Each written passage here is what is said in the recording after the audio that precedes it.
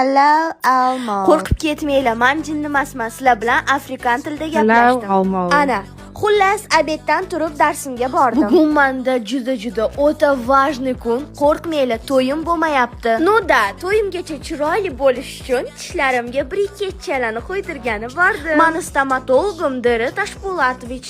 Yo, doktor Tashpo'latov. Ishoninglar, bu briketni qo'ydirib bo'lguncha meni yuragim tovonimga tushdi. Videodagi kulganimga umuman ahamiyat bermanglar. Dildora qo'noq, sho'x, shaddod qiz degani uchun odamlarning fikrini o'zgartirib qo'ymaydi. Isterichkaligimni bu yoqda qilmadim. Aslida mendan jinni odam yo'q. Bismillah deb briketni qo'yishni ham boshladik. Men hayron, nima uchun meni miliklarimni teshishmayapti? Miliklarimni teshishmayapti? Da, miliklarimni teshishmayapti. Chunki menga briket qo'ydirganingda miliklaringni teshadi, tishlaringni orasiga qo'yadi deb qo'rqitgandi.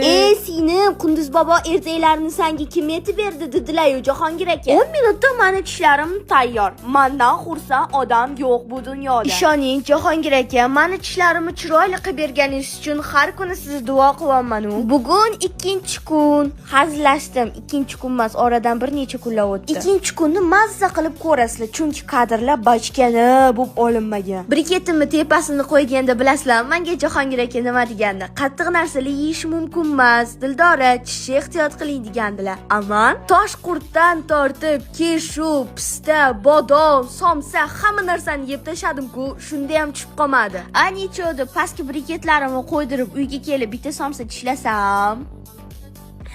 Mayli, maqsadga o'tamiz. Xullas, meni tishlarim tayyor. Adashmasam 6 oy, adashsam 1 yildan keyin go'zal tishlarda ko'rasizlar. Stomatologdan chiqib, reklamni syomkamga borishga ham ulgurdim. Ko'cha nerealniy sovuq bo'lib ketdi. Bir kunlik mini vlog tugadi.